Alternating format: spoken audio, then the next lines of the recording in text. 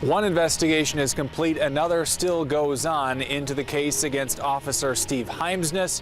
We get reaction from the neighborhood coming up.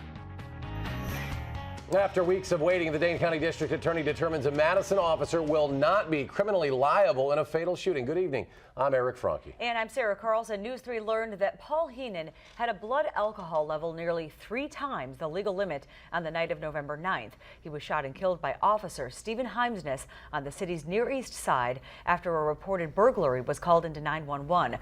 Heimsness shot Heenan 3 times after a brief struggle where witnesses say Heenan was reaching for the officer's gun. Only News 3's Theo Keith spoke with friends of Heenan's who questioned the investigation.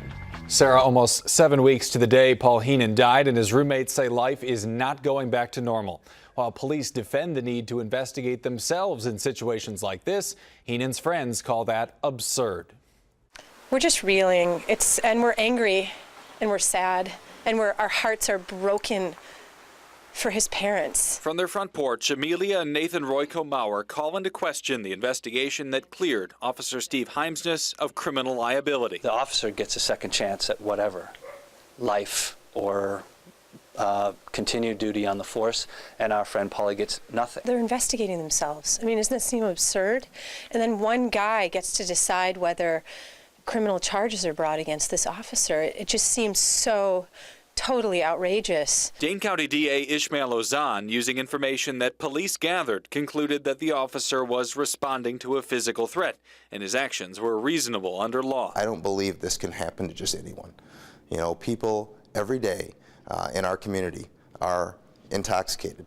Yet they still don't go up to people's homes and open doors in the middle of the night. That doesn't happen. Madison police also have an internal investigation going into whether Heimsness violated department policies. Police say they'll release their findings late next week. Dan Fry, president of the Madison Police Officers Union, says while the investigation is internal, it should be trusted. If you have the trust in our police department to conduct those investigations every day, you should have that same level of trust that something like this is, that we're going to use the same degree of professionalism and responsibility in this that we would in any other investigation. Fry, a 20-year law enforcement veteran, couldn't remember a time when a local officer was found at fault in a fatal shooting. A police spokesman couldn't say if the department would consider a third-party investigator in the future.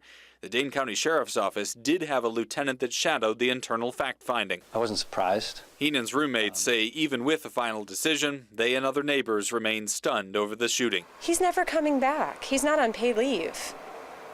And this is forever. Heimsness continues as treasurer of the police union. Today's decision has no impact on when he can come back to his job as a Central District patrolman.